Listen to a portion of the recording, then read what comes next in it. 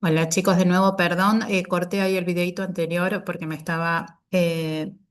se me había trabado el compartir este segundo archivo. Al no tenerlo en formato PowerPoint, me estaba ahí costando ahí, ya lo resolví.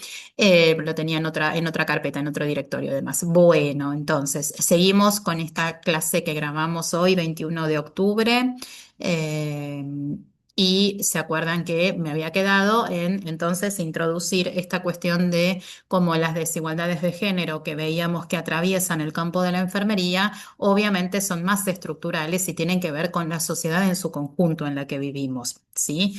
Entonces, como les decía antes, vamos a empezar a trabajar este tema de desigualdades sociales, de género y étnicas, ¿sí?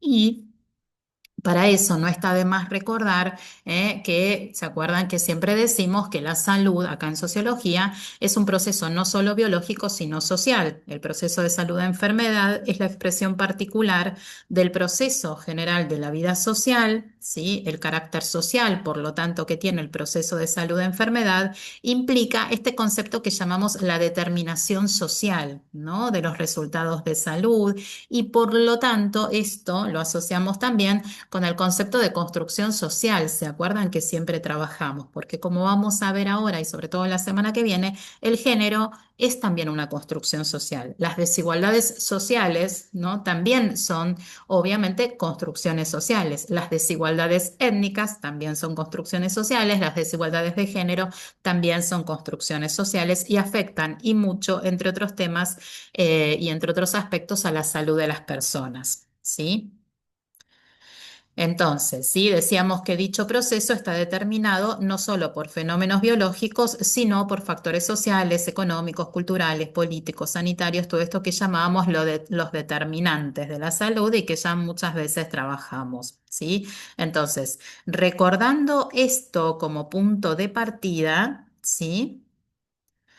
Fíjense, vamos a empezar a hablar de desigualdades sociales, de género y étnicas, como decíamos. Y acá tenemos que introducir hoy un primer concepto, el concepto de inequidad de género, ¿sí? Cuando hablamos de la inequidad de género, nos referimos a las disparidades entre personas por su condición de género en la sociedad en la que vivimos en cuanto al acceso y oportunidades en la esfera social, económica y política, así como a la participación en la toma de decisiones en todos los niveles sociales. ¿Sí?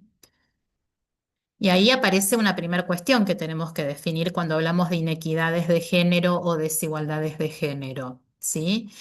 En la idea misma de género. Muchos de ustedes seguramente y muchas de ustedes y muchos de ustedes tienen este concepto ya incorporado, pero no está de más, ¿sí? Acá en la materia volverlo a sistematizar, a presentar, sistematizar y trabajar.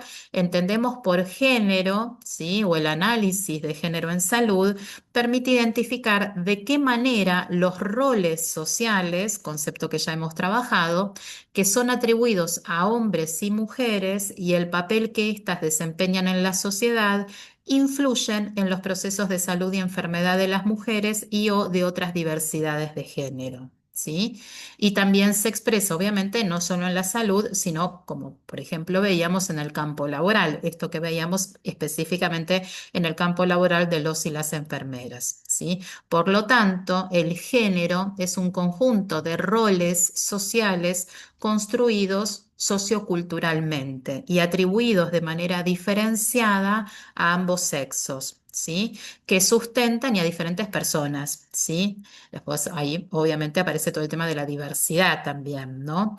Que sustentan, decíamos, las relaciones de poder en los sistemas patriarcales. Las diferencias y desigualdades sociales se ponen de manifiesto en las diferentes actividades que realizamos los hombres, las mujeres, que son valoradas socialmente y jerarquizadas, por lo tanto, de manera desigual y que tienen su expresión, como decíamos antes, en el acceso desigual, es decir, el acceso diferente a el acceso y al control de los recursos económicos, a los procesos de toma de decisiones, a ocupar cargos directivos, ¿sí? En el ámbito laboral, en el ámbito de la familia, el proceso de toma de decisiones, al proceso de quién se ocupa más de la crianza de los hijos, quién se ocupa más de las actividades de la gestión de lo cotidiano, si las mujeres tienen igual acceso a los recursos económicos que circulan al interior de esa familia, ¿sí? En una multiplicidad de cuestiones y de aspectos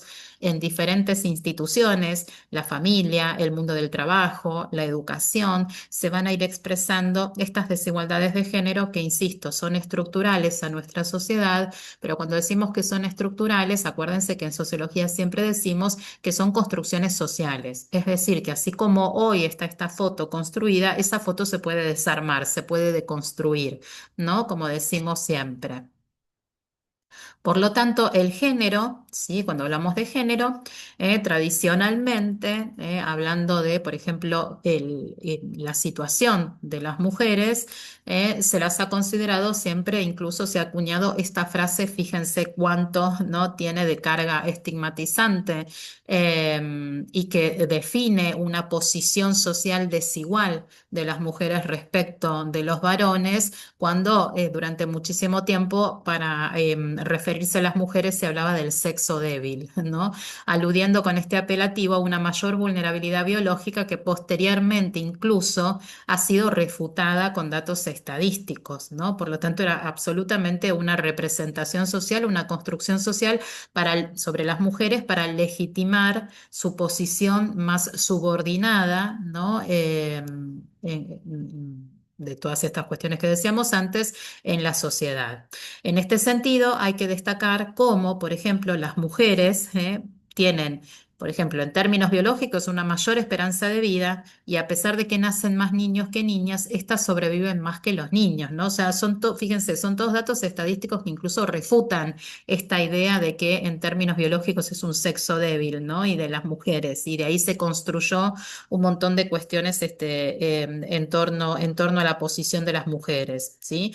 Es como puse ahí unos datos, esto se traduce en que la mayor parte de las zonas geográficas del mundo hay 106 mujeres por cada 100 hombres, ¿sí? Sin embargo, se da la paradoja que aunque las mujeres viven más, su estado de salud es peor. Acá, por ejemplo, empieza a aparecer otra desigualdad de género, ¿sí? Y presentan una mayor morbilidad que los hombres. Acuérdense que morbilidad significa enfermedad o enfermedades, ¿sí?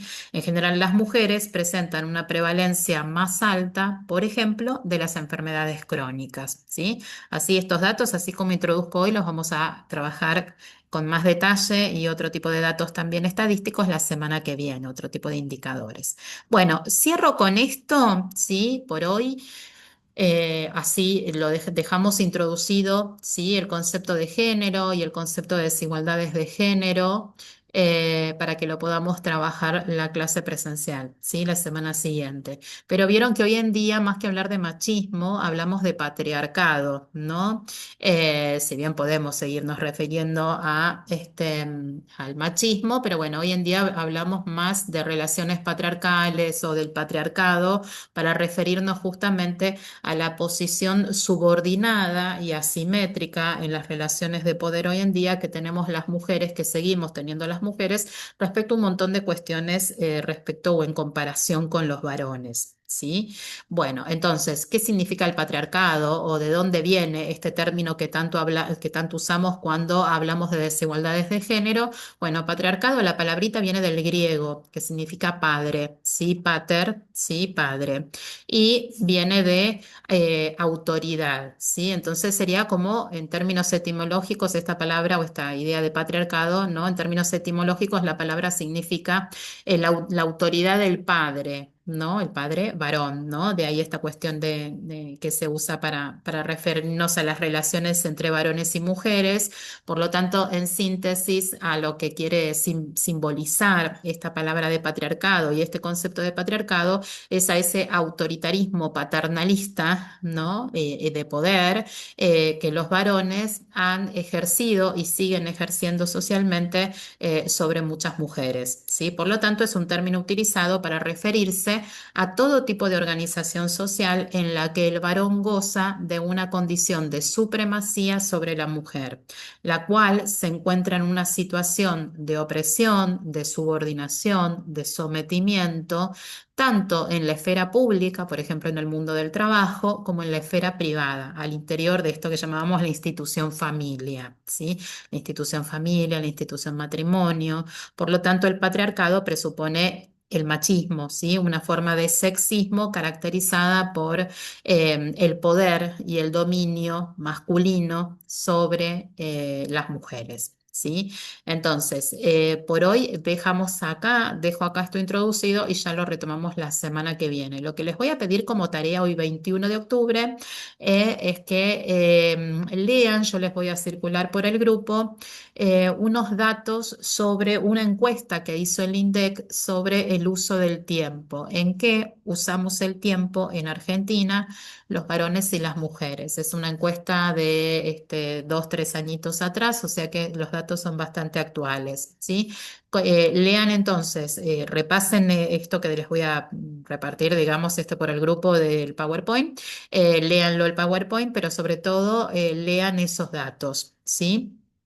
Que con esos datos entonces trabajamos la semana que viene, que insisto, vamos a trabajar desigualdades de género, ¿sí? Y después vamos a seguir trabajando desigualdades sociales y étnicas, ¿sí? Y ya con eso cerramos todos los temas del cuatrimestre que nos quedaban por ver. Bueno, gente, que tengan un lindo resto de martes, una linda tarde de martes, 21 de octubre, y bueno, y ya nos veremos entonces presencial la clase que viene. Bueno, y buena semana, nos vemos. Chau, chau, un besito.